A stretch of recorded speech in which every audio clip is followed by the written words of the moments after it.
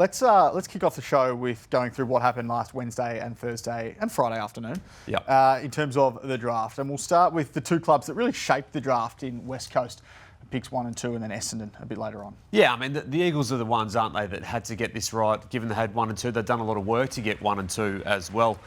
We see there Harley Reid and also Willem Dersma presenting that jumper there. So Cooper Duff-Tytler came after that, clearly. Josh Lindsay for the Eagles, Sam Allen and Tyler Williams as well. So that was a big hand for the Eagles. I think they couldn't have gone any other way at the top end. So Dersma into Duff-Tytler, for me, was the right pairing. Yep. And for they to get those two guys was really important. Josh Lindsay, they traded up to own the pick. It wasn't about outbidding anyone potentially on the Gold Coast point of view. It was actually about ownership of the selection, which is important on draft front. So, yeah, I thought they nailed their selection. I just forgot to put my 20 cents in for the Harley Reid. Oh, yeah, that's mentioned. You got a couple of mentions earlier as well with the cover story as well. True. So there might be another one coming up later too.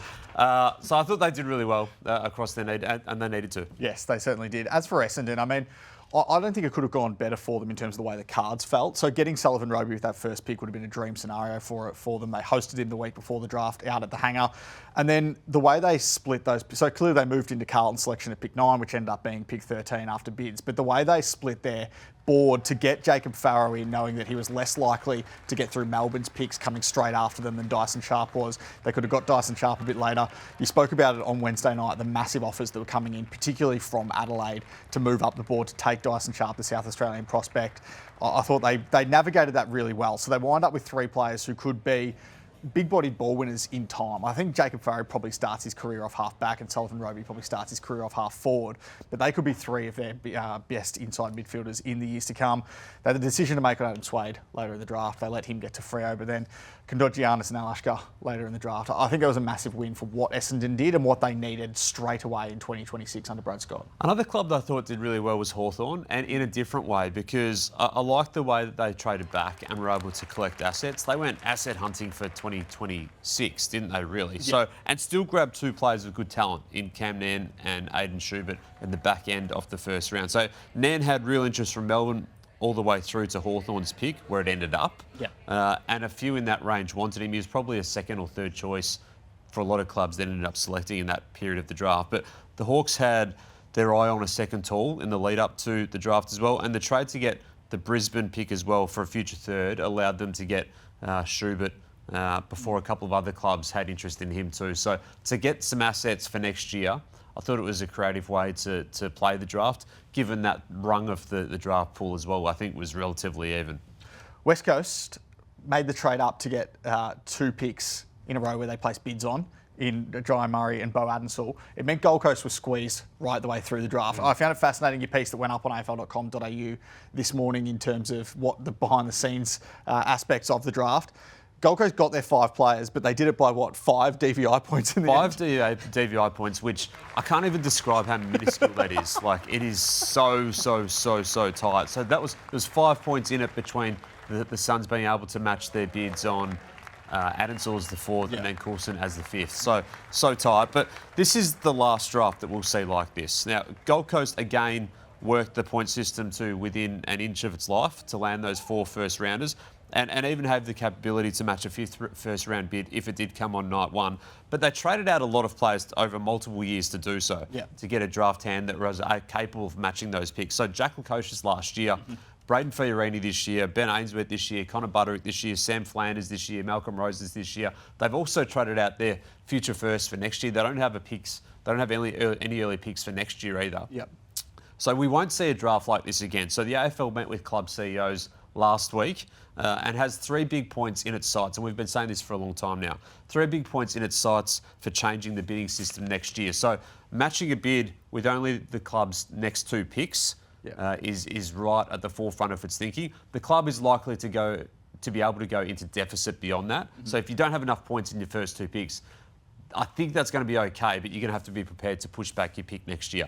So there'll be that. There'll be a reduction of the 10% discount. That's absolutely on the way out. And the other last one that they've told clubs as well that they've got in their sights is closing the loophole that allows clubs to open up more picks then they have list spots available once the draft opens. So you need to go into the draft with, if you have 5 list spots, you can only have 5 picks. 5 picks, yeah. But once the draft opens, if you have 5 list spots, you can open up 12 draft picks if you want across the night. That'll give you an opportunity to match. So, yeah, I feel like what the Suns did was, I mean, it was absolutely within the rules, absolutely. And they've set themselves up over multiple years because they knew this draft was coming. Newland, Patterson, Murray, Adensel.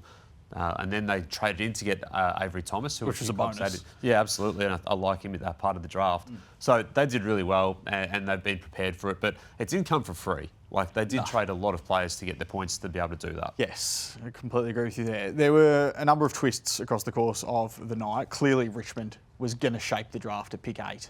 What ended up being pick 8, it was pick 4 essentially in the open pool. But what they did with that selection was going to dictate what happened in the next few picks. Yeah, and I think the Tigers kept things close. But it became clear, I think, in this studio on Monday when we said that the Tigers had gone up to Mildura for a visit 5 days before the draft. I mean, as someone said to me, you don't go up to say sorry 5 days before the draft, particularly when it's a fly-in job at 1 p.m. and you're flying out at 5 p.m. and you're getting Sam coming to pick you up and drive you to the airport. So that was pretty important in their process. But after it became known that was the case, I think one of their picks became more obvious. So then it was down to Xavier Taylor, Sullivan Roby and Sam Grill. So Grill, with his speed and dash, was high on the radar for some time.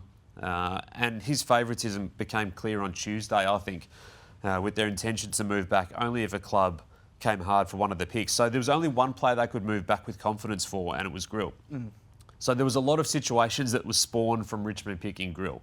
For Melbourne, Hawthorn, Essendon, GWS, even going back to the Crows selection. So have a read on AFL.com.au for the full details on that. But a lot of it was in the debrief around, you know, a lot of clubs wanting him. And interestingly, after the draft, a lot of clubs also viewed Sam Cumming as a top 3 pick, I found. And even had some Patrick Dangerfield comparisons. But getting back to Grill and the Grill spill, because this was the move that had the fork in the road moment. If the Tigers had picked Taylor, the Bombers still grabbed Roby and Farrow, but the D's get Nan and Pickett. So that's the top 10 machinations there. If the Tigers had picked Roby, then the Bombers would have got Farrow and then taken Sharp with their first 2 picks. Melbourne would have gotten Taylor and Pickett, as they did, and then the Bombers would have taken Josh Lindsay with their 3rd selection. So, yeah, there was real differences and alternatives available there, but it all came down to the Grill spill. It certainly did.